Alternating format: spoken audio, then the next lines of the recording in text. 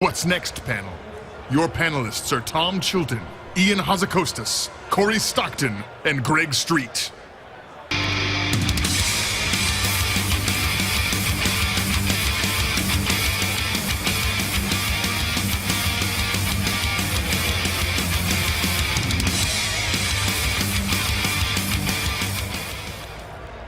What up, Blizzcon again?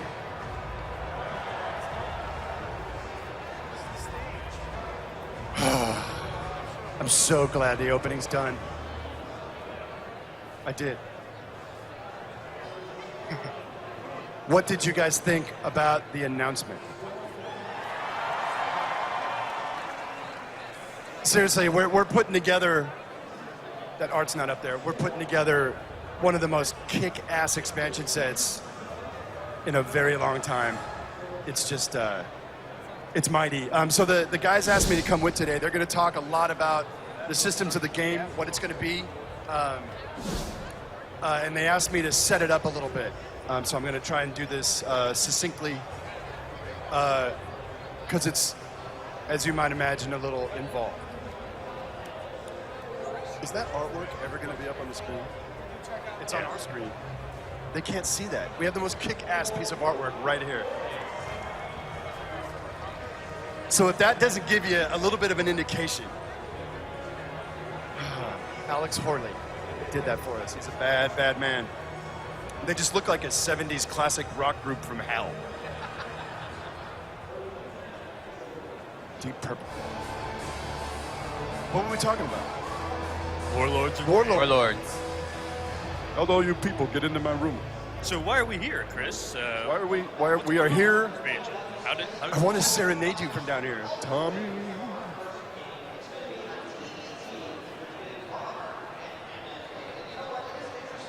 So let's talk a little bit about how did this happen.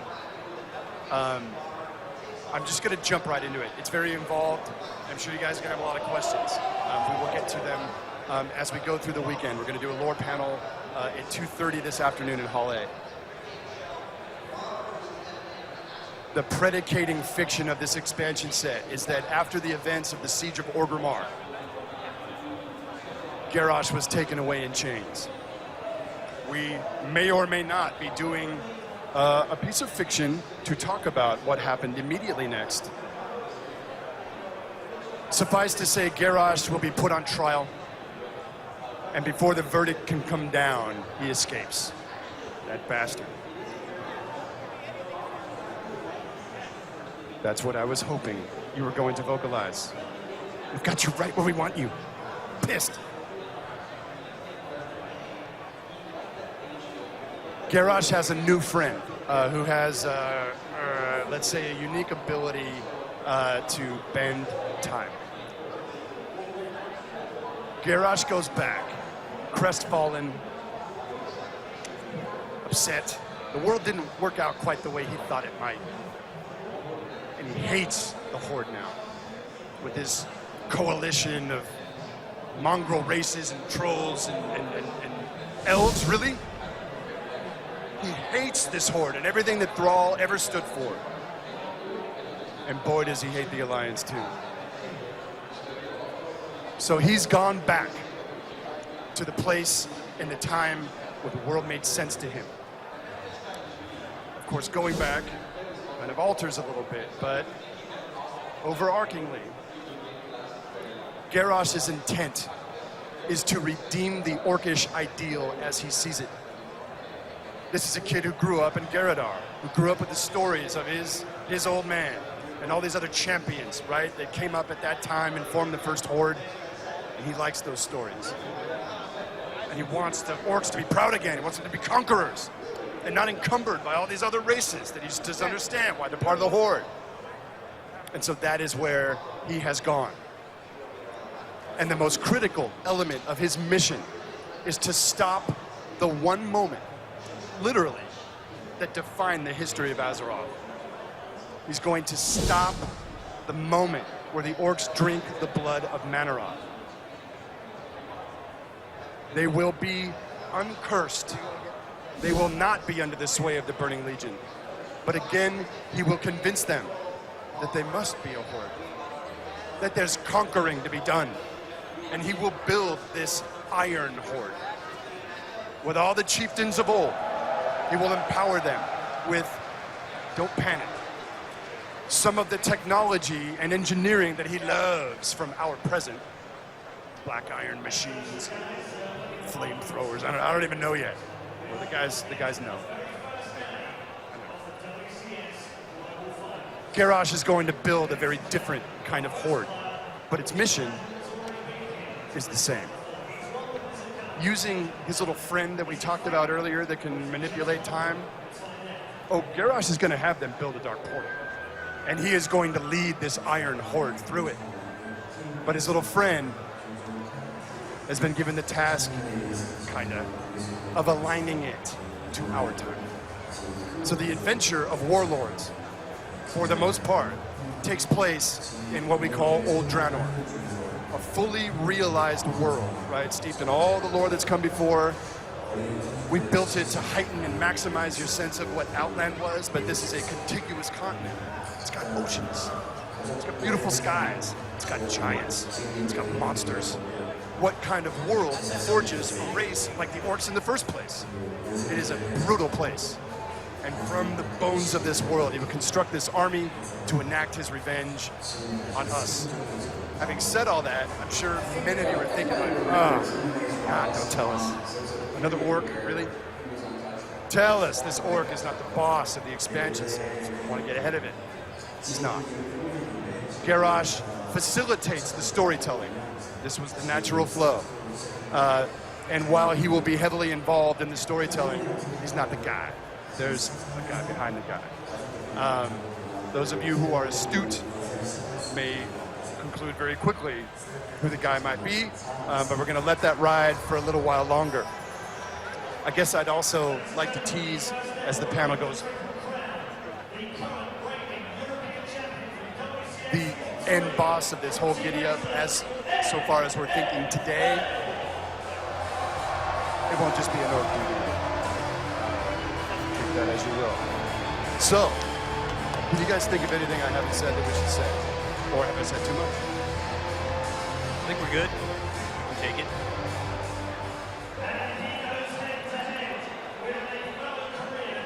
Thinking. I'm not going to do it. Come on. Meaning. We are in a space where we're trying to think very far ahead of the expansion sets we are currently working on. Although we can't get into it today for obvious reasons. How this one escalates and what happens at the end of this one, it's going to spill over into the next one. So as you guys call out names of characters you want to see, yeah, we want to see them too. So as usual, bear with us. I hope you guys are in for the long haul, because we are. And we've got expansion sets galore kind of lined up in the queue like bullets in a 6-shooter. So please be patient with us. We will get to it all. Thank you, Chris. All right, so what's up? You know, Chris has been talking about this expansion takes place on Draenor. And what is Draenor, right? This is a brand new continent. This is a new world. This is not the Outland that you guys know. Outland is that shattered remnant of the planet that once was Draenor. And so what we're getting to see here is what Draenor was back before all that stuff went down. This was the homeworld of the orcs. This was the heart of the Draenei civilization. And this is a brutal primal world of giants. It's got 7 new zones, you know, of course, all the bells and whistles you guys would expect. And we'll be talking about all those zones in more detail later on in the panel. What are you here to do? Well, you're here to defeat the Iron Horde. These guys have found a way, as a result of Kairos Dormu and his involvement, to connect this world of Draenor of 35 years in the past, have that portal that gets built up connect to our time. And we have an imminent invasion. So Garrosh has united the orc clans. He's brought them all back together, or at least most of them. You'll have a say in some of that. There are some clans that may not join. They plan to take their army through the Dark Portal and destroy Azeroth. This can't happen got to stop. So next up, we have a map. So this is what the continent of Draenor looks like. Might be somewhat familiar. Obviously, there's that familiar kind of Euro shape on the eastern part of it. The place that we once knew as Hellfire Peninsula was at the time called Tanan Jungle. We have Shadow Moon Valley, which, as we'll get to in a little bit, is an actual idyllic valley. It's not a hellish, infernal draining from the sky kind of place. We've got Gorgrond. If you imagine that Gorgrond was kind of where Blade's Edge plus Foxfire, when the world shattered, when those came together and collided, that formed the Blade's Edge Mountains. So there's that kind of clash of desert and also the frost. We've got Nagran, as you might expect. That was probably the least affected of the different zones back in Outland. It was still a bit different back in the day, and you'll learn more about that as time goes on. And then we've got Talador, which is the location of Shattrath, which is not where your main city is going to be. It's also the location of Auchindoun, but this is before Auchindoun blew up and went to hell. So, as players, you're actually going to experience this content in a very different way. As the Alliance, you're going to end up defending Karabor and saving it from the Iron Horde, and that's going to be your main city. Karabor is what you may have known as Black Temple in Outland. So that's actually going to be your city as the Alliance for the expansion. None of that Shattrath nonsense.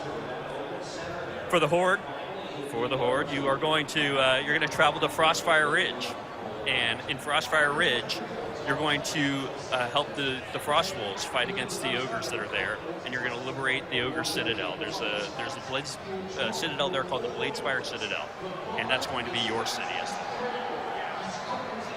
So a lot of these places that will be familiar to you are actually completely different. And it's important to understand that this is very different than when we did Cataclysm, right? When we did Cataclysm, we took those zones as they were, and then we changed them, we modified them, chasms in the ground and filled them up with lava, did some stuff like that. But these zones are actually completely rebuilt from scratch. These aren't zones, because you can't really go from Outland to what it was before by kind of naturally modifying things. This is actually a complete redo, although kind of faithfully represents sort of a lot of the ideas that you kind of know and love from Outland. So this gives you a sense of scale. Outland compared to Draenor, obviously it was very important to us to maintain very similar proportions so it would feel right. And of course there are new zones. I forgot to talk about Spires of Arak. We go back there down to the south, Spires of Arak.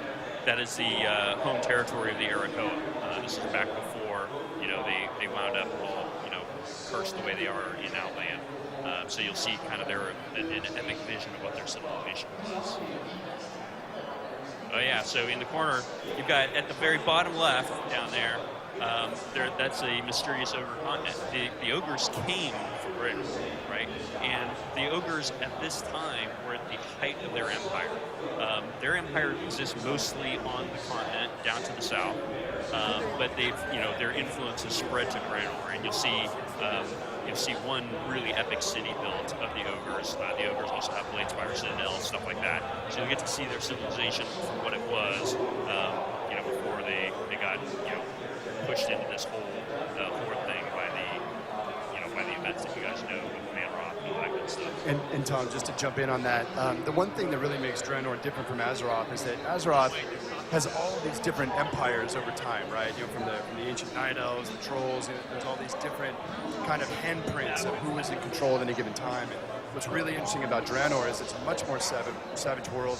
The ogres are really the only civilization that had any kind of empire. They were it. They were the thing. So it's kind of fun, like as their empire's very much in decline by this time, it's really all the cavemen coming out of the woodwork, the orcs and the Maknathal and groups like that are really kind of taking over, the ruins of that former empire. Decadent and degenerate.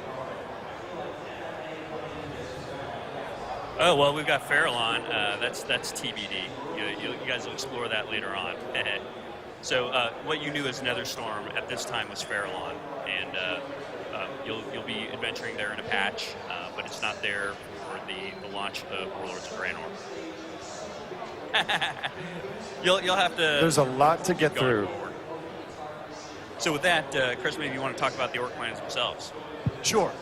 So I'll try and go through these really quick. So the Frostwolf clan is a very storied clan. Is the clan from which Durotan, the chief, comes, and his boy to be born one day is Thrall.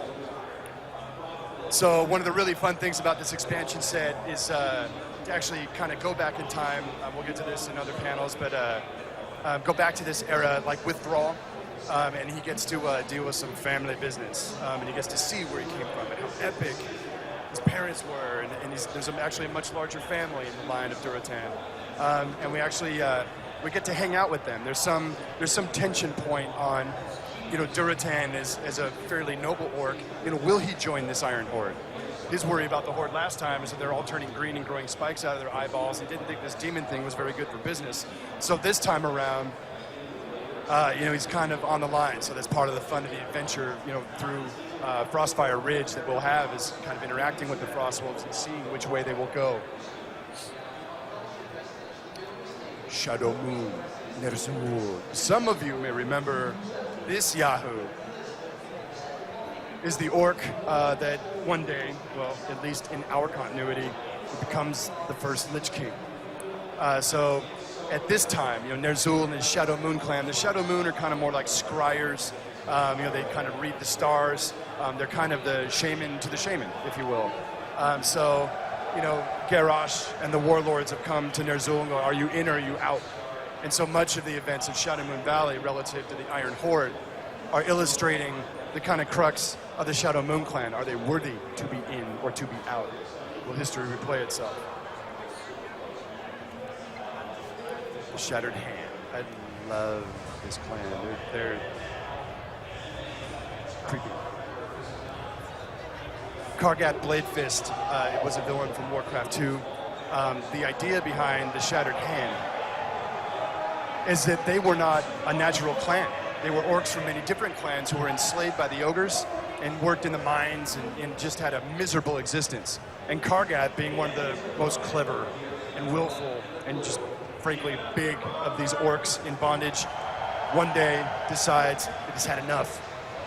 And he strangles one of the ogres with his slave chain, and he uses his axe to cut off his own arm and sever the chain that bound him to slavery. And then he throws that bloody thing at the feet of all the orcs around him and goes, "Who's next?" And they go, "We're with you, man." And so the whole giddy up in this clan is to kind of fasten on to sever their own hand and fasten on some kind of piece of weaponry or something. And they're a very dark, very pain-minded clan. The Black Rocks are the backbone of the Iron Horde. In our timeline, Blackhand was the first war chief, and we depicted him as kind of maybe a little craven, like a bully, and he loved to lord over people. As we see him as a younger orc here, without the influence of... It's weird. It's a great problem for you guys. But without the influence of Gul'dan, we'll get to that later. Blackhand's kind of a more honest orc.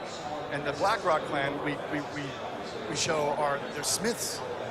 As Garrosh comes from the future with these kind of, for all intents and purposes, blueprints for kind of crazy tanks and war machines, it's the Blackrock clan that will stand up and really create their giant, smoke-pumping foundries and build this war machine for these warlords.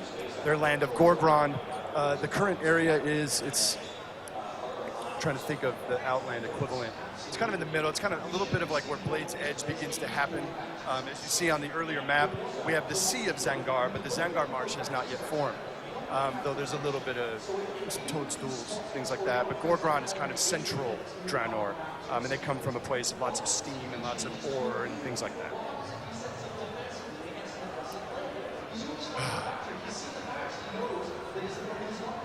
Gromash. That's the funny thing about those Hellscream boys is even when they don't have demon piss in their veins, there's still a lot of fun at parties. Grom's got some anger issues. There's a story there. And as you might assume, there's a really interesting interplay with Garrosh, who's come back to kind of redeem his heroes. And obviously Gromash will play a major role in the story to come. And the whole tension point with Grom is what? Could it happen all over again? Will his anger get the best of him, or will he be a very great leader? I wouldn't bank on it. Grommash and the Warsong clan are much like Mongols.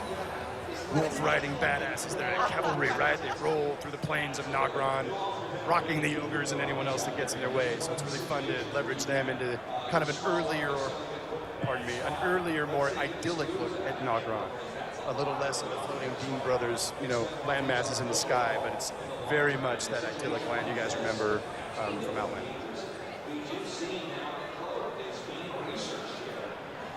The Bleeding Hollow, another one of those, just like the Shattered Hand. I love this clan, and not a lot of people know a lot about it. That's probably because we hadn't made up a lot about it until very recently. But Kilrog Deadeye, the Bleeding Hollow are a very shamanistic clan. They come from the Tanan Jungle.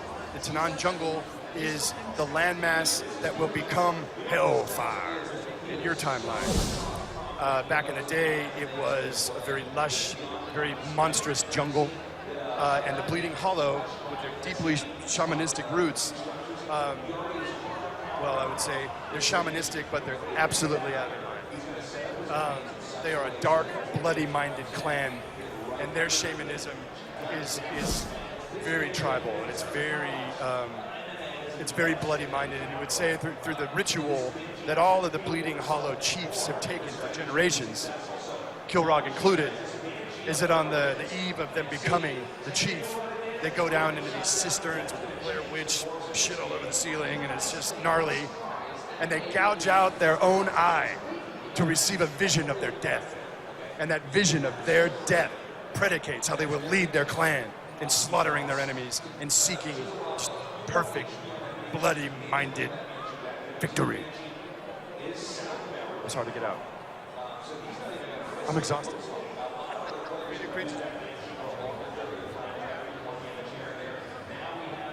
Yeah, we're good. All right, so next we're going to talk about some of the creatures and the zones you're actually going to see in Draenor. So this is a list of just some of the races and the creatures that you're going to come across here. As Chris and Tom were talking about earlier, one of the cool things about Draenor is there's not a lot of civilized, established races here, so it gives us a chance to do just a different set of things, these giant, brutal creatures that you're going to run into. We've got some concept art here, a few of these. A lot of you might remember Gron from Burning Crusade. The Gron here are a completely different breed. You can see here they've been subjugated by the Iron Horde and being used as part of the army. This is another really, really awesome, unique-looking creature. This is called a Genosaur.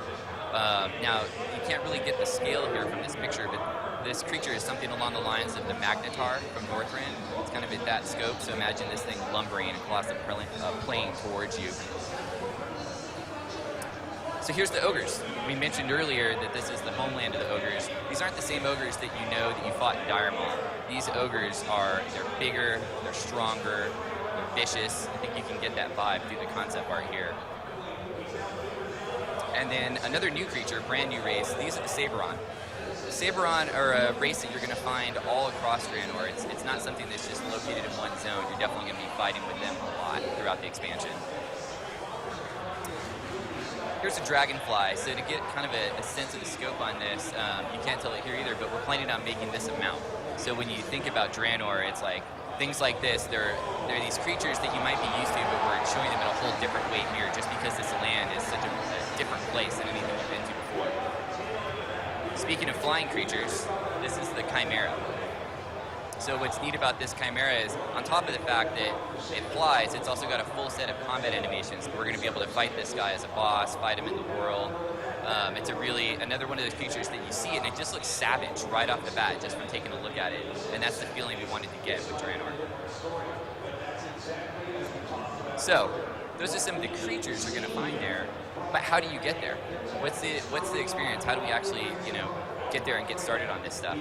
We decided to build a very specific introductory experience that all players will go through. Probably feels similar to anyone that did the Death Knight experience. That was a very guided, specific thing to jump you right into the story and get you started. The same thing that we want to do here. We're going to send you on a suicide mission through the Dark Portal to at least give you a chance to get a foothold in Draenor. So we're going to have a launch event before the launch of Warlords that'll kind of set this up. The Dark Portal is going to turn red out in Blasted Lands, and people are going to start realizing something's up. We've got to deal with this. You are the one who's going to deal with this. We're going to send you through. You got to do something about the portal so you guys can even get there and get started. What's great about this is it puts you right in. You don't have to do a quest and read about it. We're going to let you play it, let you experience it as quick as we can. Now, once, depending on if you're Horde or Alliance, once you finish the intro experience, you're going to go to your first zone. For the Horde, that's going to be Frostfire Ridge. Frostfire is a really unique-looking zone. It's a frozen tundra, but we've mixed it with this element of active volcanoes, so it creates a really awesome look. It's very different than anything we've done. It's the home of the Frostwolf clan. So you're going to end up meeting up with Duratan here and help them. They're locked in this gnarly war with the Thunderlord clan, another local clan from the area. Now, the Thunderlords are in the process of joining up with the Iron Horde, so it's really important for you to help put a stop to that and help the Frostwolves really establish the fact that they are not going to join the Iron Horde. Spoilers. Whoops. There's one more really important race in Frostfire, and that's Ogres. The Ogres have a fortress here called Bladespire, and you're actually going to help early on. One of your first things you're going to do is try to recapture that fortress so you can turn it into essentially your capital city for the expansion. This is where hopefully you'll bind and do everything from this space. So this is where Frostfire is on the map. It's up here in the northwest. Here's a look at the zone map itself. There on the western side, you can see Bladespire Fortress. You can kind of get that vibe. It's obviously a snowy, cold zone. Got a little bit of concept art here. This is something we had early on that helped us really get the vibe, get a feel for what it was going to look like. It's got these unique rock structures throughout the whole zone. Really sets it apart from anything. A little anecdote on that, actually, is that we originally concepted this zone as a purple desert. Yep. But it wasn't really working for us. Turned out everyone that saw it kept saying, "Why is that snow purple?" And why are the Really frost wolves in a purple desert? Fine, it's snow already. Sometimes we're dumb. Yeah. But we made it work. It's awesome. But we could talk about it and look at pictures all day, but what better than to show you guys a video? So let's take a look at it.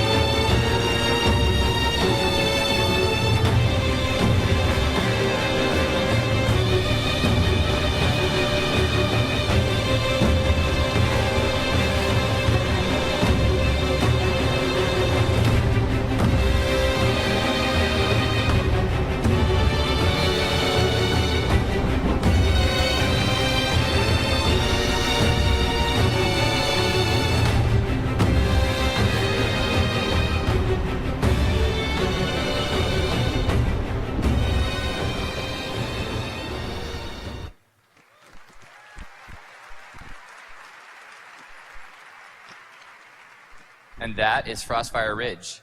It's really exciting to be able to talk about that zone because that's the first zone we actually worked on the expansion. So it's been around for a while, so it's great to finally get a chance to show it to you guys. So let's get to the Alliance. So after they finish their introductory experience, they are going to go to Shadow Moon Valley. Obviously a familiar name, a place most people probably know what it's like now. It's completely different in this time and age.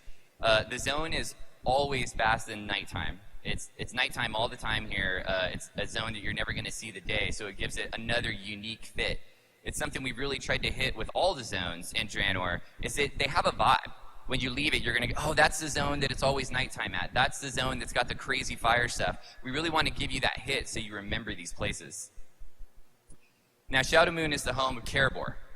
It's what you know in the future as Black Temple, but at this point, it's the holy temple of the Draenei. Problem is, it's under attack by the Iron Horde. One of your first things you're going to do when you get here is stop that attack. We have to save Karabor. Without Karabor, the Draenei really don't stand a chance. If you can do that, then you can turn that into your Alliance City, the same way we were talking about that with the Ogre capital and Frostfire. These will be your two kind of capitals that you'll bind from and play the expansion from. There's one other player in this puzzle, though, in Shadowmoon Valley. It's the Shadowmoon Orc clan. This is the home of their clan. They're led by Ner'zhul, and he is hellbent on joining the Iron Horde, and he'll do anything to his people to actually make that happen. You're going to take a part in that and help try to make sure that that doesn't actually come through. So this is where it is on the map. We tried to keep location in mind, make sure that it made sense in relation to where Shadowmoon Valley is in Outland. This is a look at the zone map here. You can see Karabor off to the right. The Horde invasion comes in from the north there at that dock. The Shadowmoon clan's kind of located, got a couple different camps across the zone. It's a really awesome piece of concept art that we got early on. Helped us set the mood and the vibe for the zone. I think we saw this and we were like, well, why don't we just have it be like this all the time? This looks awesome. But again, let's just take a look at it in game. But before we do that, we wanted to give you a quick reminder. This is what Shadowmoon looked like before. It's a fell-ridden piece of just, I mean, there's a huge volcano in the middle of the zone. It's got Black Temple in it. I mean, the place was just a mess. So what you see here is going to feel much more idyllic, a completely different scene. Let's run the video.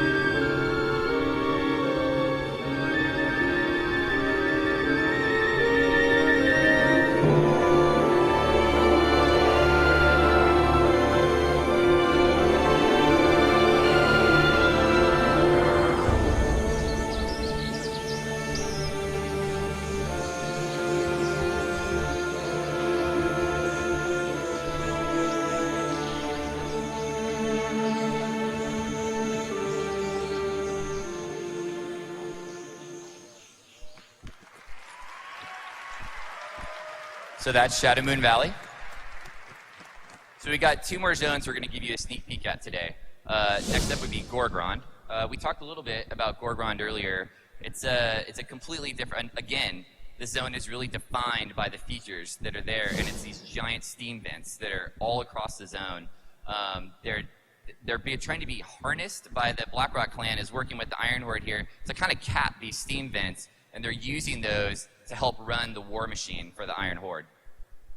So you can see where the zone is here on the map. It's on the northern side, kind of nestled right between Frostfire and Tanan. Here's kind of a look at what, early on, we were concepting a lot to get the vibe for what would these steam vents look like? How could we really sell them in the zone in a cool way?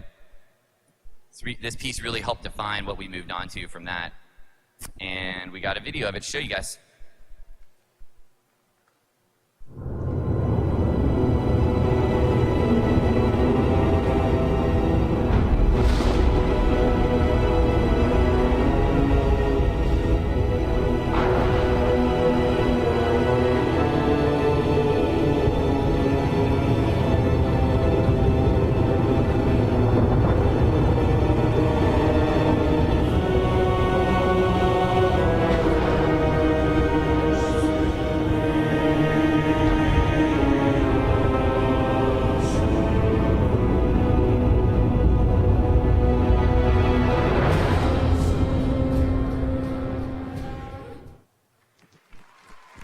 So you kind of got a sneak peek there at the end of a little bit of the Blackrock Foundry. It's actually going to be one of the raids that you'll be playing in as part of Warlords, and we'll talk a little bit more about that later in this panel and a little bit more in our panel tomorrow as well. So finally, we'll wrap up with Talador. Talador in current time is what you would know as Terakar Forest. At this point in time, it's basically the home of the Draenei civilization. Shatrath is there, but Shatrath is much larger than what you remember. It's actually a massive part of the zone, actually looks like a city that comes out from Shatrath and extends across it. It's got a super, super unique look too, just because we were able to really push that Draenei look. We've always had Draenei buildings and structures, but you've never got to see what did they look like when they were at the height, when they were, they were doing everything that you would expect them to do, but you get to be a part of that and see it before everything kind of goes to hell. So Talador has some really unique, iconic places too, places like Auchindoun. We know Auchindoun in current time, it's blown up. It's in the middle of the Bone Waste, right? But in this time, it's completely different. It's basically their holy temple. It's where when Draenei die, they want to go to Auchindoun. It's like Valhalla for Draenei. You're going to get to see it also because it's a dungeon in the expansion. Speaking of Shatrath, this is a piece of concept art of what it looks like on Draenor. What's really cool about this is you can see it's got the water there. That's the Zangar Sea coming up right against the edge. Zangar Marsh isn't fully there yet, so it's really cool to see this place, but just in a different time. And let's roll the video.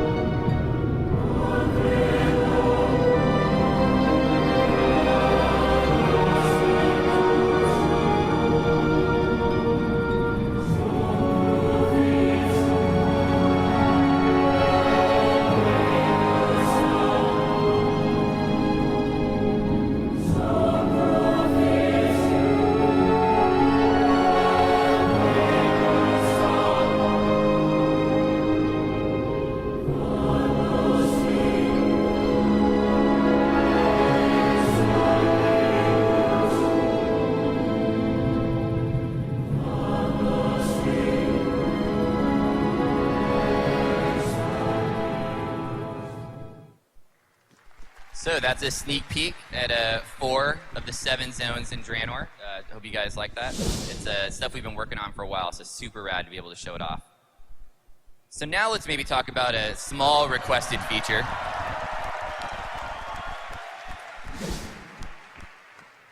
We've only been working on this for a little while, but like everything we do at Blizzard, it's something that had to be done right. And to do this right, it was going to take time. But I think you guys are going to be super stoked to see what we've come up with. So we had a lot of guidelines when we went into this project. There were things we wanted to make sure happened. Number 1 was to keep the soul of the original characters. When you log in with that female troll, and you've got a unique hairstyle, you've got unique tusks, we want to make sure it still looks like what you know and what you've played for all those years, but that it just looks better. We don't want it to feel different. We just want it to increase the fidelity, have things look a lot more like in the current age. So the fidelity's been raised on all this stuff, from textures, polygons, effects, all the different things that you'll see on hairstyles and stuff like that. We've really gone to the nines on this stuff. Most of all, though, is the facial detail. All the emotes across the game, we've fully rigged the faces, so the characters have teeth, they have tongues, they can smile, they can emote. It really is, it completely changes that flavor of that character. But like I said, in a way that still feels like the soul of what that character is. On top of all of this, we've had to mod the animations to go with all these new models.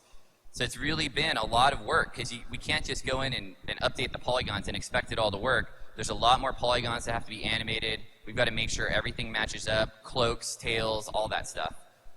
So it really has been a labor of love. We're super excited to show it to you guys today. So we've got 3 races that we're going to give you a sneak preview of here. This is the male dwarf as it exists today. This is the new male dwarf with the updated model.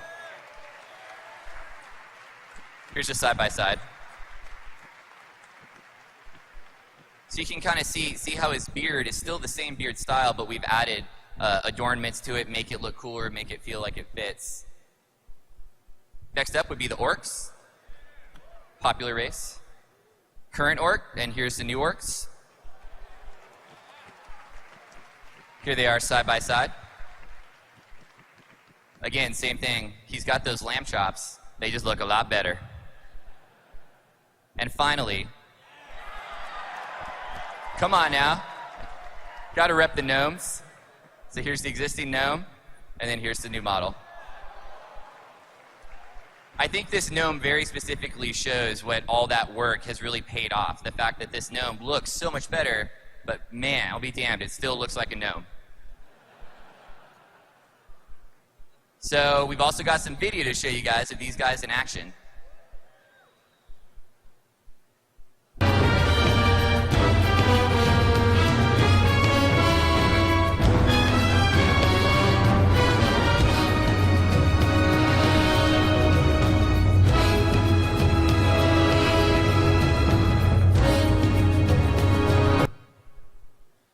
That was the orc.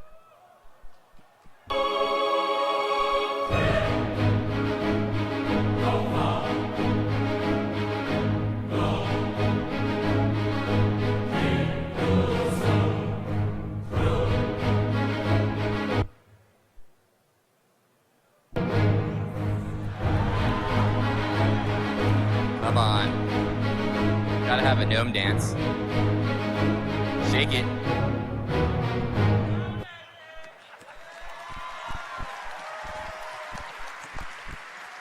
And So that for was everyone just a here, short- I really, That was just a short sneak preview of the character models. There's a World of Warcraft art panel where they are going to go into explicit detail on more races, how they did this stuff. If you're looking to get info on that, I highly recommend you go to that panel. Their panel is really, really awesome this year. This is just a sneak peek. So next up, Exactly. Tom's going to talk about some features. all right. So what do we have here? Obviously, you guys probably saw the feature list go by really fast in the introductory movie, and you're going, what is that? What are they doing? And there was maybe something in there that you noticed that might strike a little bit of interest.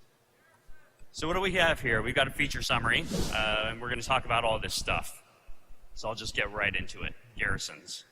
What the hell are those? All right, so what is a garrison? Garrison is the ability for you to build your own base on Draenor. So, that's right. This is the World of Warcraft version of housing. Woo! This isn't a cottage in a faraway instance corner that doesn't actually exist in the world. This is your ability to actually build a base, almost as you do in the RTS games, in the actual world that you will be able to see as you fly through the zones. You'll be able to see it as you go by it. You'll be able to invite your friends to come and see it if they want to. We'll even give you reasons to trade resources, stuff like that. But this is a full-on base. You're going to collect followers. You're going to send them on missions to do your dirty work. And you'll be able to customize your base. So you're going to be able to decide, where do you want to put your armory? Where do you want to put your barracks? Do I want to have a mage tower? Do I want to have an infirmary? Do I want to build the stables? Or, what profession buildings am I going to build? So you're going to have a lot of different plots, and you're going to be able to pick and choose. You're even going to be able to pick which zone you want your base to be in. So a bunch of the different zones out there. Right on. A lot of the zones throughout Draenor support the ability to build a garrison. So if you decide that you want your garrison to be in the hard zone of Gorgrond, then that's what you can decide. If you want it to be in the idyllic Shadowmoon Valley, then that's what you can decide. You get to pick. And finally, you'll even get offline progression. So while you send your followers off on missions, let's say you assemble a group of 10 followers and send them off on a raid, well, that might take a week. And you might come back a week later and see what they got for you. Or you might send some guys off on a dungeon and see what they got for you the next day. Or you might send some guys off on some quests and see what they got for you in a couple of hours. And again, this is integrated directly into the world. This isn't, we use our seamless instancing technology so that, while it is customized to what you have built, you see it from anywhere in the world, and you seamlessly enter it and exit it. There's never any loading screen, nothing like that. It's just out there in the world. And so what do you get for it? Why would I want a garrison? Why would I want to have followers? Well, for one thing, you can get up a gear for your character. that's kind of your core progression in World of Warcraft, is making your character better, and these guys can contribute to it. In addition, you get a piece of land to call your own. You know, think of this as like the farm times 1,000. You get unique benefits from the buildings in terms of, you know, what they do for your followers and the missions that they run. You get limited access to professions you don't even have. So, for example, you know, maybe you only have skinning and engineering on your character. Who would have that wacky combo?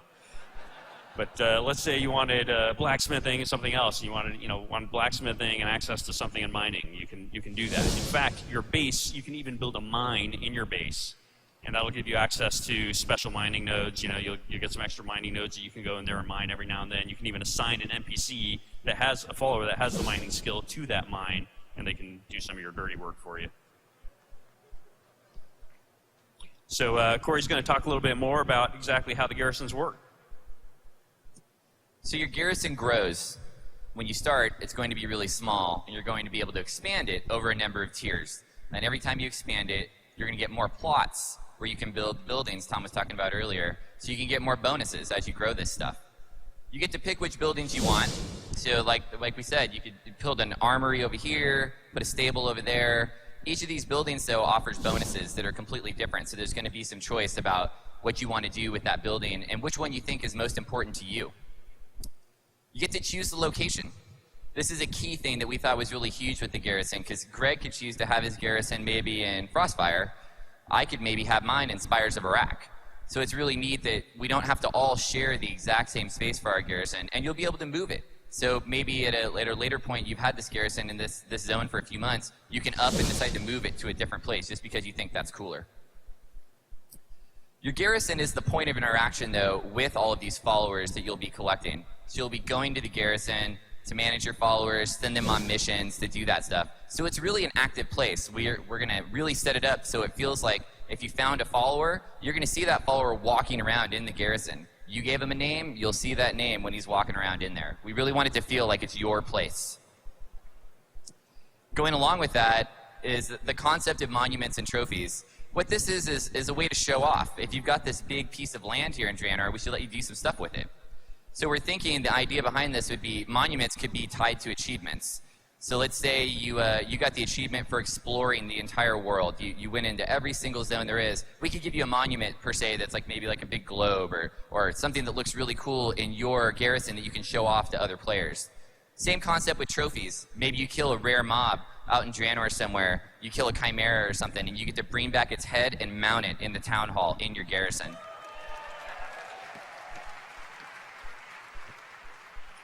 So let's talk a little bit more about the buildings. The buildings, as we mentioned earlier, there's lots of different buildings to pick from. They come in different sizes, and they all offer different unique bonuses. Those bonuses can affect lots of different things in the game. They can give you things in your garrison specifically. They could also do things to your character outside the garrison. Maybe you get a buff when you're not there. And they also do things that make your followers better at the missions they're running. Like an example would maybe be like an infirmary. You can buy an infirmary, and it makes it so that the recovery time when your followers get back from a mission is shortened. If that's something you want, you can buy that, and you can upgrade it over time. So when you buy that infirmary, it'll start out really small, maybe like a little tent, and over time you can have this choice to upgrade it and increase the bonus as it gets bigger. Now, right now we're talking about doing 3 upgrades on the buildings. When you hit that 3rd upgrade, we wanted to really do something special for it. Let it feel like it's customized to you. And that's what specializations are. A specialization will probably feel similar to your talent tree. So imagine a building and it's got a couple different options on it. When it hits level 3, you can choose one specific option for every building. And those vary as well. Those can be things that maybe the infirmary gives you the option to resurrect out in the world like once per day. You know, someone from your infirmary shows up and reses you. Or maybe it's something specifically for your followers so they can be stronger on a mission. It's just another way that you can customize this place and make it feel like your own. Speaking of making it feel like your own, you got to be able to pick where this stuff goes. So maybe you want to put your mage tower up on the hill in your garrison. Maybe you want to put your mage tower up near the front gate because you think that looks cooler. We're going to let you do that. You're going to get to pick where you want to put the buildings. This variety is really what gives us that customization we're looking for. Here's a look at one of the buildings. This is the inn. This inn in this shot is rank 2. The bonus that the inn is going to give you is the opportunity to find new followers. So the inn has a bar. Lots of people stop by the bar. I hear there's a few at BlizzCon here today also. So you can go to buy this building and you'll get a chance to find a new unique follower every day. This building also comes with a kitchen. That kitchen has a cooking NPC in it. Like Tom mentioned, there's some access to different profession stuff that you can get through the buildings. And of course, it has specializations. The specializations on this building give you the chance to kind of hone in on what kind of follower you're looking for. Maybe you need a tank specifically for some of the missions you're running. You can pick that here, and the next day, you'll have a better chance of finding that type of follower. So here's a look at how the buildings upgrade. This is a huge undertaking. There's a massive amount of art that goes along with all the gameplay that's built into this system. Each building has unique art like this that upgrades over time with it, both the interiors and the exteriors. Speaking of interiors, that's a look at the barracks from the outside, and this is the inside, so you can just kind of get a feel for the level of detail we have in this stuff. Now this is a look at a work in progress UI of how we would see people interacting with the garrison. So on the left there, you can see your buildings. So you can pick a building and just drag it over to a slot. The plots themselves come in 3 sizes, so you just match up the building with that size, pay the currency cost that it'll be to build it, and off you go. Anyone that's seen the pet stuff is pretty similar. This is a video showing the garrison upgrading.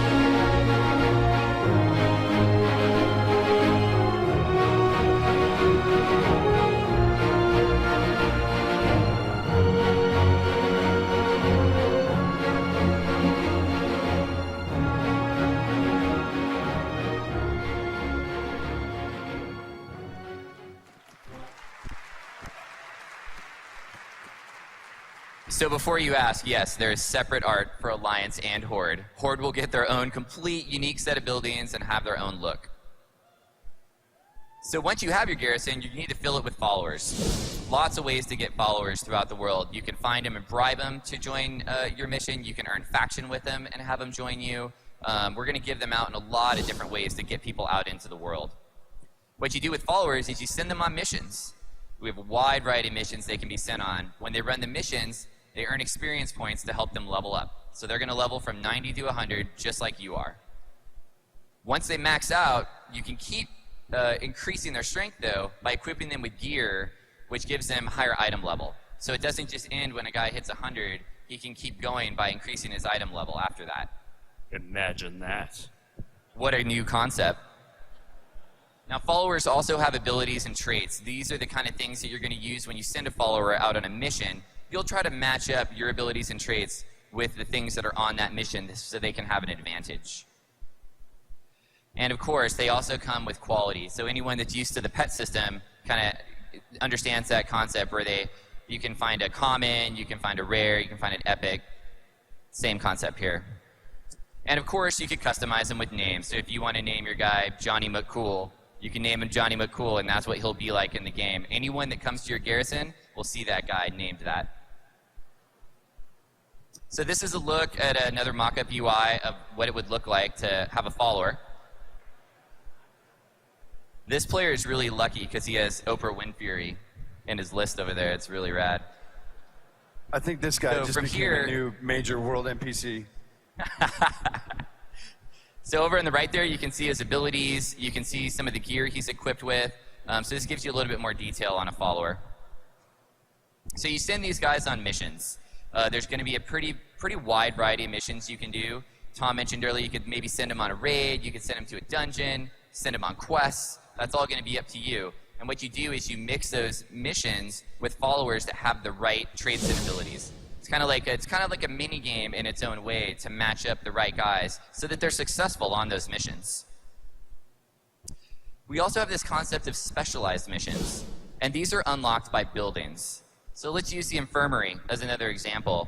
When you buy and place an infirmary, that then gives you the option to run rescue missions. And rescue missions are very unique. Only people with infirmaries can run them, and they'll have different bonuses from other missions. So another way that the buildings that you choose help customize what your garrison is like. Here's a look at the mission screen. So on the left is your followers, on the top is the party, and so you just drag your followers into those slots, and then as you do that, you can see the bonuses that they'll earn on those missions, and then you send them off. And like we mentioned earlier, this works completely offline. So a mission could take hours, it could take days, it all just depends on which one you pick to do. But that's not the only feature. There are many, many more, and we're going to have Greg talk to you about some of those.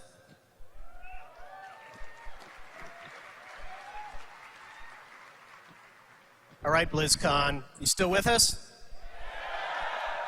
I know it's a lot of information. We've got a lot more to go. It'll take about 2.5 more hours, and we'll be good. Boost to 90. Look at this orc. He's so happy. What are we talking about boost to 90? So you'll hear us say this a lot this weekend. WoW is a game that is better with friends, such as all of you.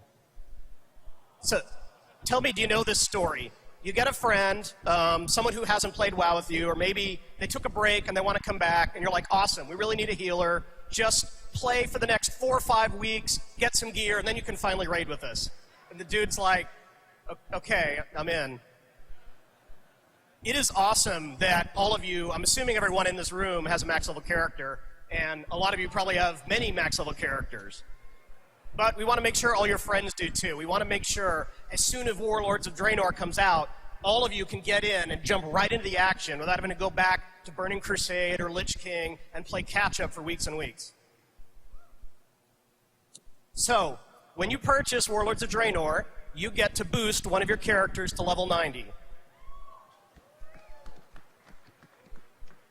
For some of you, this may be a character that never quite made it. For a lot of you, this is going to be, you just got a brand new level 90 alt.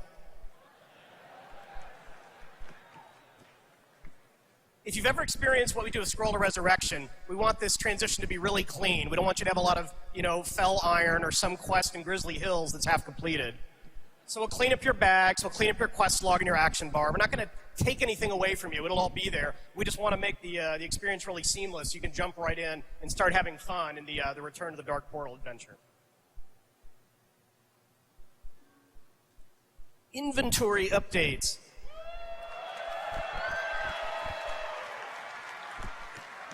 So we've introduced this concept you guys are familiar with of collections. Currently we have pets and mounts that are collected.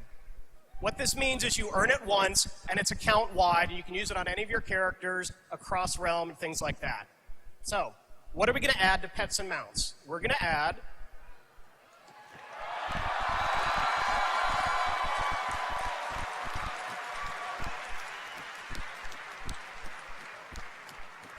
So this is your new heirloom UI.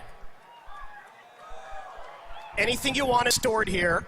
All of the icons that are grayed out, just with the pet journal, will give you information about where to acquire it, so you don't have to try to remember, was it some vendor in Stormwind, or was it a rare drop, or something like that. All the information is there. And again, this is cross-realm on any character, so you don't have to worry, who had my heirloom? Was it that one dude? I can't find it. Everything's here when you need it.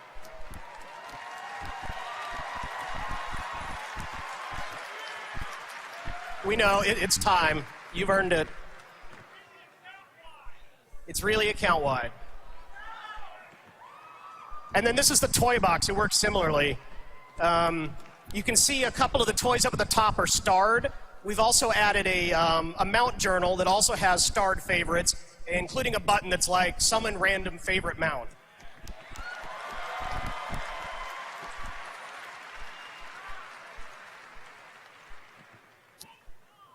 your bags are still a mess, even with all the heirlooms and toys taken out of them. So what can we do about that?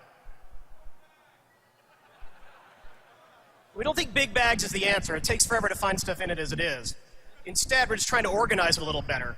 These are a lot of requests we've gotten over the years, and we're finally able to deliver on some of it. So there's a lot of information on this screen. The first thing is you can assign each bag a particular type of inventory. So you can say, I only want consumables to fill up this bag to help you find your stuff better. Secondly, you'll see the white icons indicate new items that have gone into your bag since you last opened them, so you can find that new stuff pretty easily. And then we also highlight the different quality of the items. You can see some of the rare and epic items have their appropriate blue or purple outlines around them.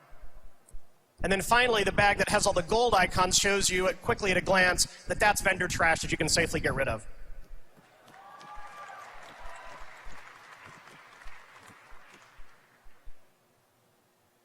And in addition, we're not going to put quest items in your bags at all.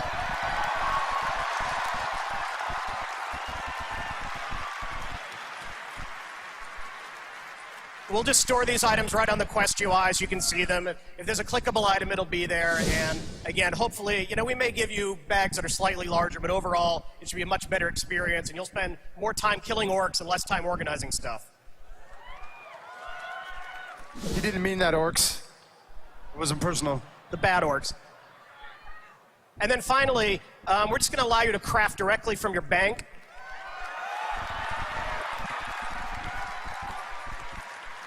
So if you have resources there, you can just access them right away without so much mailing. We're also going to increase the stack size on a lot of these things up to 100, so you'll get a little bit more of your bag space back.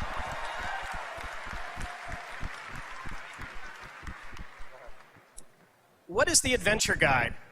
Now, I know all of you out there are masters of World of Warcraft. You never have any questions about where to go or what to do next. But we know that's not true of everyone out there. So the adventure guide is really designed, particularly when a new patch comes out with new content, and you're like, am I supposed to finish doing the current stuff, or am I supposed to jump right away? Blizzard, tell me what to do. So the adventure guide is a path to gear upgrades. It shows you the new content that's out and what might be appropriate to you. And most importantly, it's customized for your character individually. So this happy little gnome here, we've identified, plays a lot of PvP. So if you can imagine, when the Siege of Orgrimmar patch came out, we would tell them, hey, Deepwind Gorge is out, that's something you want to try. And we noticed that you're rank 7 in the Brawlers Guild, so maybe you want to go to rank 8. Along the bottom, we also show you, based on your current gear, the kind of raid content that we think you're ready for. And then this is a more PvE-focused player. One of the things to point out is that we mentioned the Sky Golem specifically because we know you're an engineer. So we can customize all of this for your character. If you haven't played a dude in a while and you come back in, you can kind of figure out what you're supposed to do next. Level 100 talents. We can't count, so we gave them to you 5 levels early.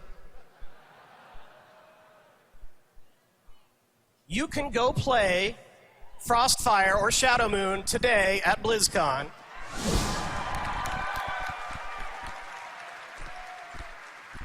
I doubt you'll reach level 100 in 15 minutes, but I know you guys are pros.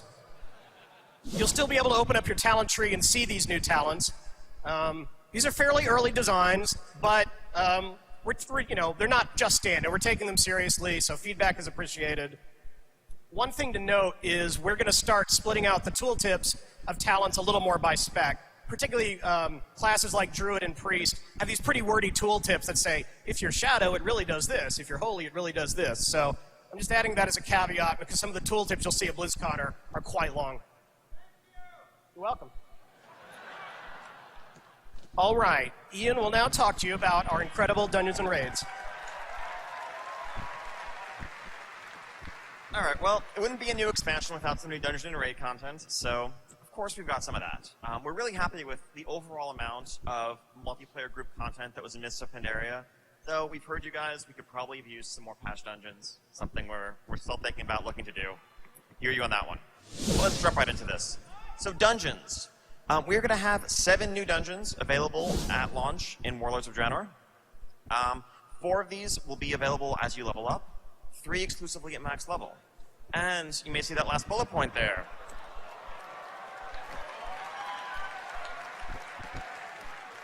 So we always look to see, if it makes sense with the story that we're telling, where the expansion's going as a whole.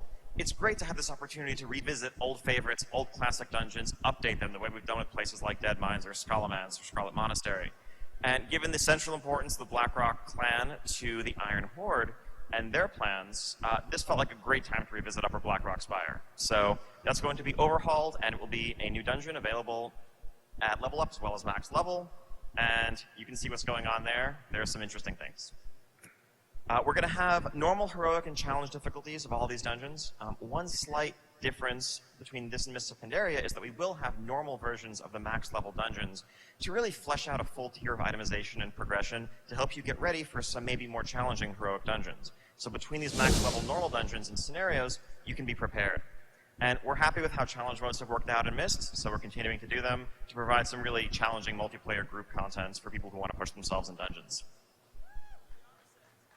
So, one dungeon, let's take a close look at this. The Bloodmaw Slag Mines. It's located in Frostfire Ridge, and the Bloodmaw Ogres are just running this brutal mining operation inside pretty much an active volcano. It's a 4-boss dungeon with a non-linear layout, so you can kind of work your way through as you choose, though the final boss will be the final boss regardless. What's going on here is ogres that are, putting Frostwolf orcs, putting Draenei hard to work in this volcano, and as you go through, depending on your faction, you will liberate them, kind of stage a revolt, raise allies on your side, and take down the cruel master of the mines. Now, this dungeon is completely playable on the floor of Blizzcon today, so if you are here with a few friends, guildmates, you can line up as a group of 5 and jump right in. If not, maybe you can spam the equivalent of a trade chat as you're waiting in line, try to find a group to put together. While this dungeon is in a Horde starting zone, if you're Alliance, you'll have an item in your bags that will teleport you to the dungeon. So both factions can check it out. Curious to see what you guys think when it's on the floor. This is a look at a 2D layout for the dungeon. Here you see some of the non-linearity. Basically, there's a ring that you can work your way around. One boss on the left side, one boss on the right side, one patroller that makes his way through the mines as a whole. Once all 3 have been defeated, you can access the boss in the back. And we have a video for you guys. We'll walk through the mines.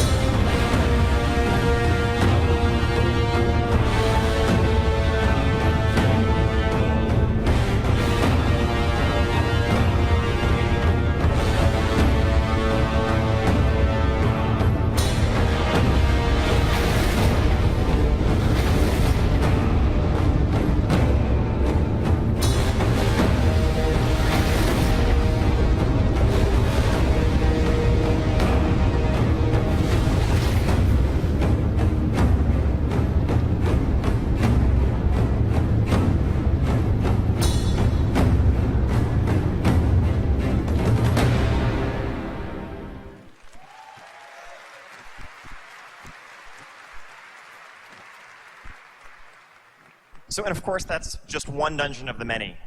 Some of the others that you're going to be seeing in Warlords, there's a dungeon set at the Blackrock Foundry in Gorgrond, where you can really see the Blackrock War Machine kind of in full swing and help take that apart. Alkindune in Talador. As we mentioned earlier, this is not the smoldering crater that you may remember from Outland. This is the holy mausoleum of the Draenei, where their souls go to rest, but also to be protected from the Burning Legion and the Eridar that eternally hunt and thirst for Draenei's souls. And maybe the followers of a fellow named Gul'dan might have some interest in a place like that. We'll have to see.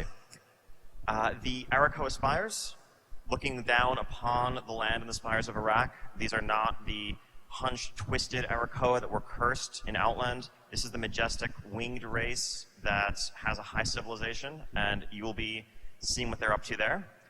In Shadowmoon Valley, the Shadowmoon clan, Ner'zhul, beneath the earth, is working and dabbling with dark powers in the Shadowmoon burial grounds as he slips further into his descent into darkness, and you'll have to go in there and put a stop to what he's doing, of course. And the Iron Barracks, where an army is being raised, this army that's going to march into and take over Azeroth, unless you stop them, and more. So that's just the dungeons. Of course, raids. As I mentioned, we're happy with the amount of raid content that was available in Mists of Pandaria at release. We liked the way the staggered 2-tier rollout worked, where we had Mogushan Vaults initially, and then Heart of Fear and Terrace of Endless Spring afterwards. So we're kind of looking to mirror that going forward into Warlords. There are going to be 2 new raid zones available. The one right at the outset is going to be the Ogre raid at Highmaul in Nagrand. This is a bit of that high Ogre civilization that we talked about earlier. This is going to be a 6-boss raid, and will kind of whet your appetite for the things that are to come. After that, you'll be able to venture into the Blackrock Foundry, where really this is the war machine of the Iron Horde. It's the height of its military might. The processing, refining of the Blackrock ore, for which the Blackrock clan gets its name, as it's forged into weapons and armor and war machines that are assembled and sent off to the front lines to wreak havoc upon Draenor and eventually Azeroth. And Warlord Blackhand, commands this from the interior of the Crucible, and you need to go in there, work your way through this 10-boss raid, and put a stop to his plans. We'll be talking a bit more about this raid at our later Raid and Systems panel. And of course, we'll see the return of world bosses. There'll be fierce new world bosses in the model of, Shab Anger, Ordos, Nalak, etc. Always continuing to learn from our experiences there, improve upon the experience we're delivering, and give players that really epic multiplayer feeling of, 30, 40 frostbolts flying through the air as you fight something in the outdoor world, not necessarily in an instance. In addition to some of the specific raid content that we're releasing, we've also taken a moment to reflect upon our philosophy and how we're approaching the design of our raids. So, any Flex Raiders in the house? Awesome. We're super happy to see how flexible raiding has worked out so far in patch 5.4 and how it's been embraced in Siege of Orgrimmar.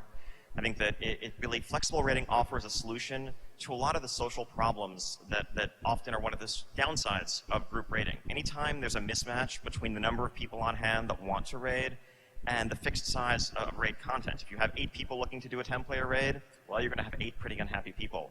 If you have 12 people looking to do a 10-player raid, well, then you have to deal with who sits on the bench, maybe no one wants to. That's not very much fun either. And one of the great things about the flexible structure is the ability to come and go. If you don't have to feel guilty if you miss a raid, or if someone logs on in the middle of the night, they can hop right in. You just keep going. And it's really opening an experience that we think of as a core part of the multiplayer role-playing experience to more people. And that's fantastic.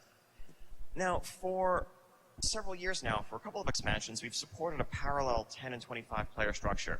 From Wrath of the Lich King onward, and then in Cataclysm, we really took efforts to make them truly equal in terms of difficulty and reward. But there have been tensions throughout that system that we've experienced, and trying to reward them equally, trying to keep the difficulty equal, while trying to recognize the logistical difficulties of keeping a 25-player roster together, but also not making the 10-player raiders feel like second-class citizens. There's been this kind of struggle, this back and forth between the 10 and the 25 camps. Well, one of the things that we see out of flexible, one of the potentials of flexible raiding, is that in this 10 versus 25 war, everyone can win. And we see Flex as the way forward in that regard.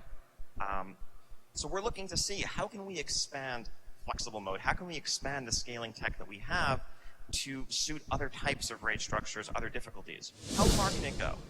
One of the first things that we realized when we were testing flexible mode of Siege of Orgrimmar on the PTR is that actually, really the biggest difference between that and normal mode raiding was just the tuning. People who might have tested the very first early flexible tests on PTR may remember when we were scaling your item level down maybe a bit too far, and the tuning was maybe a little bit too high. It actually felt pretty much just like a normal mode raid, except you had 21 or 19 or 14 people, and that was the core difference. So obviously that wasn't our tuning target for 5.4 Siege of Orgrimmar flexible mode, but it was this great proof of concept for where we could go in the future. And we see no reason why what's currently normal mode difficulty can't just work flexibly instead. So you can do it with 10, 25, 14, 19, however many people you have on hand.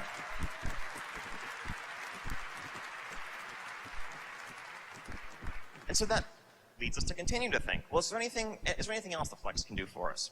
What about Raid Finder? Now, Raid Finder, I think it makes sense to continue to matchmake to a fixed group size. However, I'm sure most of us who've done Raid Finder have had the experience where you're about to pull the boss, a couple of DPS and a healer or something drop, and you're standing around with 22 people in the group waiting for it to backfill. Wouldn't it be nice if the boss could just scale down smoothly in difficulty so you could just go ahead and pull instead of waiting?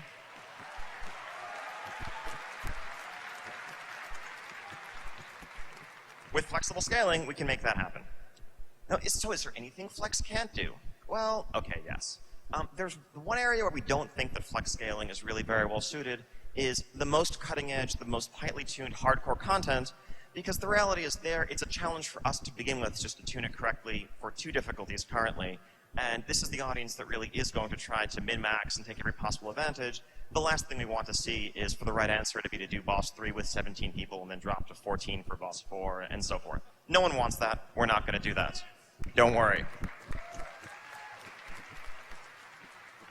But what that means is that really cutting-edge content is best suited in terms of tuning, in terms of presentation, to a single raid size.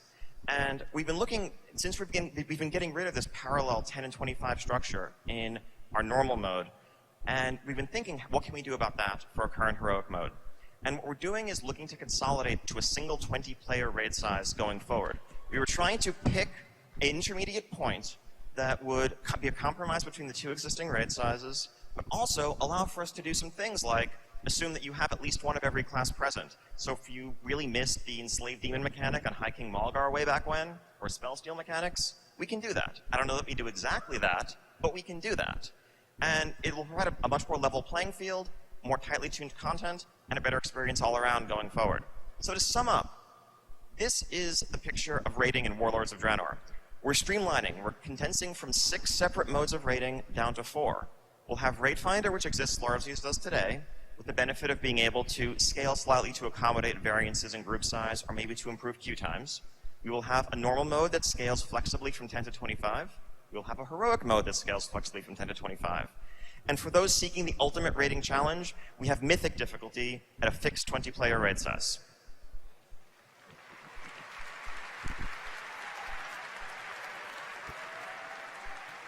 So we'll be talking a bit more about raiding and some of the philosophy that went into those changes and our systems going forward at our Raid Systems Quests gameplay panel tomorrow. But in the meantime, let me hand this off to Tom, who's going to talk some more about PvP changes. All right. So do we have any PvPers out here?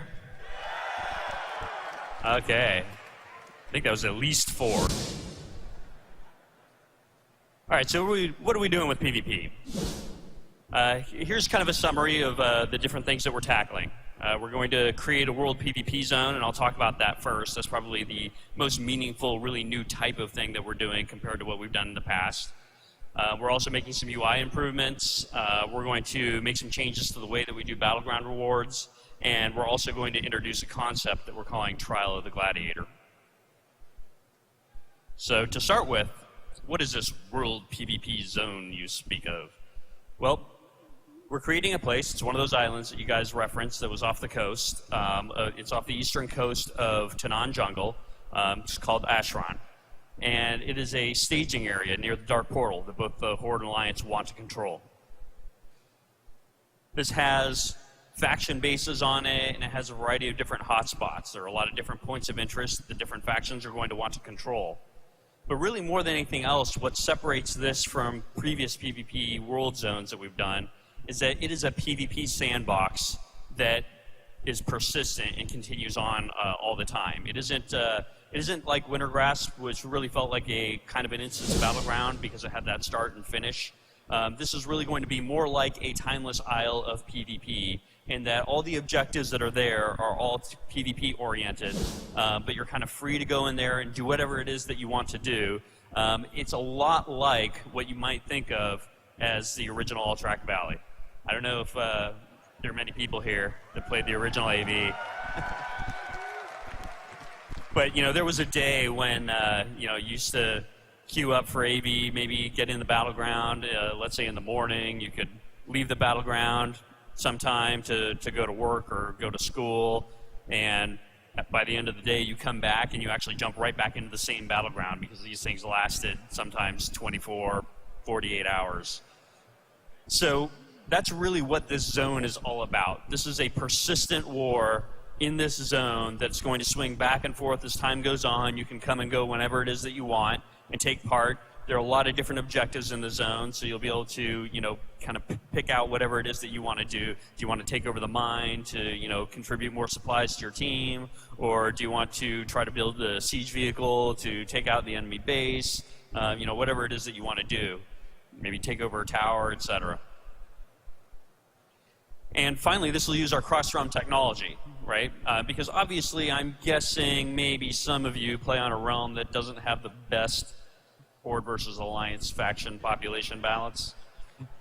So what we're going to be doing is we're going to be pairing up realms so that when you go into this zone, and you'll fly into this zone seamlessly, just like you do with cross-realm zones, you will be paired up with other realms that have the opposite problem that your realm has. So really what we're going to be able to do is to create a faction balance using the cross-realm tech that is at least far, far better than what it is on your home realm today. And you guys will, duke it out over that territory. And then if the faction balance changes for whatever reason, we can at any time pair up different realms. So there it is off the coast of Tanan Jungle. This island actually existed in some of the really old Warcraft maps, was sort of referred to as the Deathwing Island, mysteriously. And this is just a concept piece, it's just a mock-up to show kind of some of the environment and art assets that we're looking at using. There are a lot of different pieces that we're going to be assembling to create the Horde and Alliance bases, and there are going to be a ton of different points of interest around also.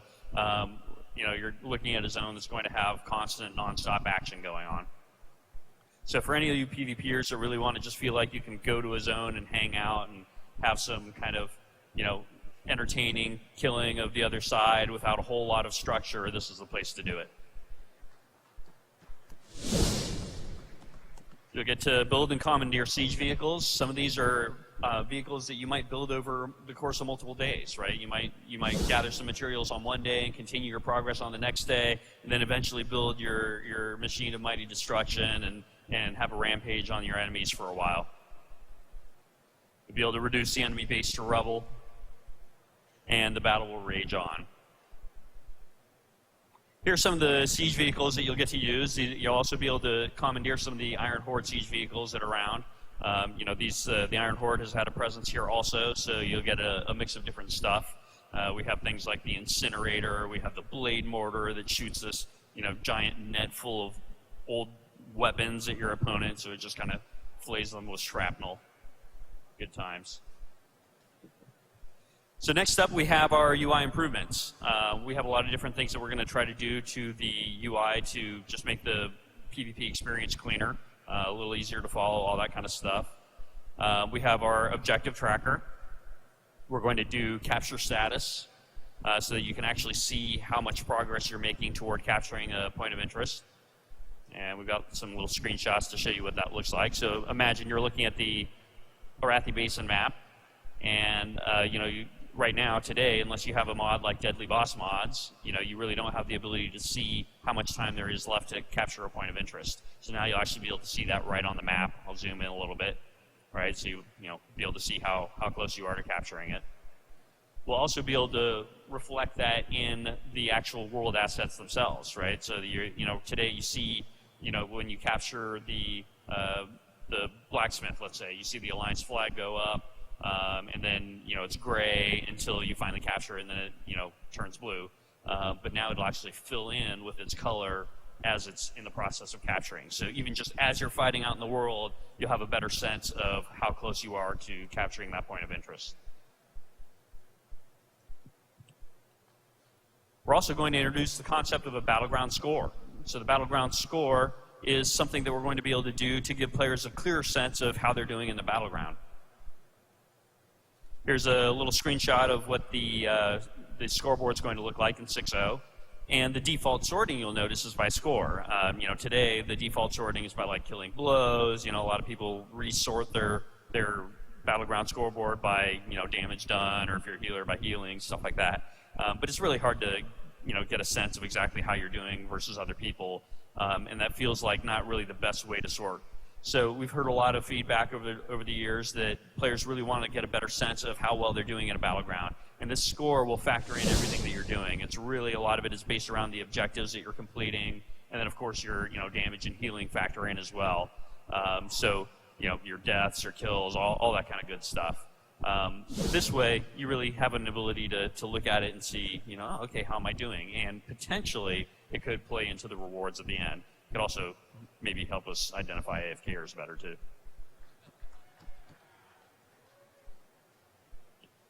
So I also talked a bit about the reward system and what we're going to try to do with that. So today, one of the problems that we have with PvP is that it's too deterministic. And we love some of that determinism in that okay, well, I need this much honor to be able to buy the legs that I want to buy, or the helmet or whatever. But it feels a bit formulaic in that from week to week, okay, well, it's going to take me about 8 battlegrounds, and I'll have enough honor to buy the pair of pants, and it just feels very formulaic.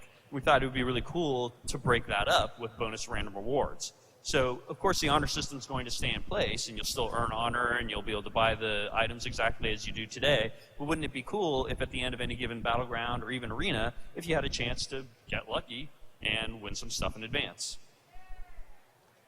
Hey, here's to getting lucky. So what are the things that you can get? You can get items, maybe that pair of legs that you really have been wanting to buy. You might get lucky and roll that and happen to get it in advance. You might get some bonus honor. You might get some bind on equip gear. And so while the bind on equip gear might not be the stuff that's a direct upgrade for your character, it might be, depending on where you are in your progression. It could also be really cool to put on the auction house and actually make some money off of doing PvP. Imagine that. Also, we'll have things like consumables, stuff like that, so that, if you ever wanted to have, something like the Battleground potions that we used to do back in the day, this is a really cool way to earn those things. Finally, we'll also be able to do a weekly quest to upgrade an item so that it takes a little bit of the pressure off of your honor in terms of, should I buy an item, or should I use my honor to upgrade an item, or that sort of thing. We'll be able to do a weekly quest to complete, to win a certain number of battlegrounds or arenas, and as soon as you do, then boom, you'll be able to upgrade an item. And last but not least, I want to talk a little bit about this thing that we're calling the Trial of the Gladiator. And so you might be asking yourself, what is the Trial of the Gladiator? I know what gladiators are, but how does this work? Well, Trial of the Gladiator is the arena ladder. I don't know how many of you are, fairly competitive in the arena these days, but yeah, hell yeah. So one of the problems that we have is that it's very difficult to find people of your caliber, if you're a really high-end competitive player, to play with at the same time. And so really the Trial of the Gladiator is taking the concept of the arena ladder that we have right now and really focusing it to concentrate the queues at certain periods of time during the week, so that you really get a lot of people in the queues at the same time, and that it also provides great benefits to us in terms of finding people that are exploiting. I don't know how much you guys know about it, but pretty much any time there's an exploit going on with the arena ladders, or even the rated battleground ladders, it has something to do with a couple of sketchy dudes logging in at like 4 a.m. and queuing against their other sketchy friends and manipulating the ladders. And so by concentrating all the activity into a shorter period of time, it gives us an ability to monitor that much more closely, and also it makes it a lot harder to exploit because there are a lot of people in the queues when that thing's happening. In addition, one of the really exciting things here is that we get to use what we call tournament rules. So this is a lot like the way the arena server works, right? So when you go to the arena server, it's not a competition about gear. Anybody can go to the Trial of the Gladiator and use the vendors and put on the gear that they want to use and hop right into the Trial of the Gladiator. It is purely about the skill. So if you're the kind of person that doesn't want to grind toward your gear on a season-by-season basis, this is the thing for you. You show up, everybody has the same item level, you pick which items that you want to use, and you jump in there, and that's what you use. Your PvE gear won't work in there, only this stuff.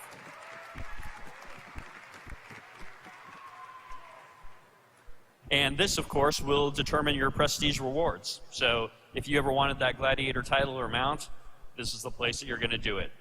Your regular season kind of stuff that you do is going to happen, and you'll be able to earn your honor and conquest and buy gear and all that kind of stuff that you can use to take into the world PvP zone. But really, the crux of how you're going to get the prestige stuff is through here. All right, so that pretty much wraps it up. I want to thank all you guys for coming out here, and unfortunately we don't have any time for Q&A, but fortunately we anticipated that, and we created an entire panel that is purely for Q&A. That'll be near the end of the day tomorrow. But what I do want to do is call out some of the other WoW panels that we're going to be having. We have the Adventure Continues panel to talk more about the lore of the Warlords of Draenor expansion today at 2:30. We have the art panel. You do not want to miss the art panel. It is fucking amazing. Yeah, it looks really good. Also, raids, gameplay, questing, and more. We'll talk in more depth about a lot of the stuff you just heard about, and then our QA.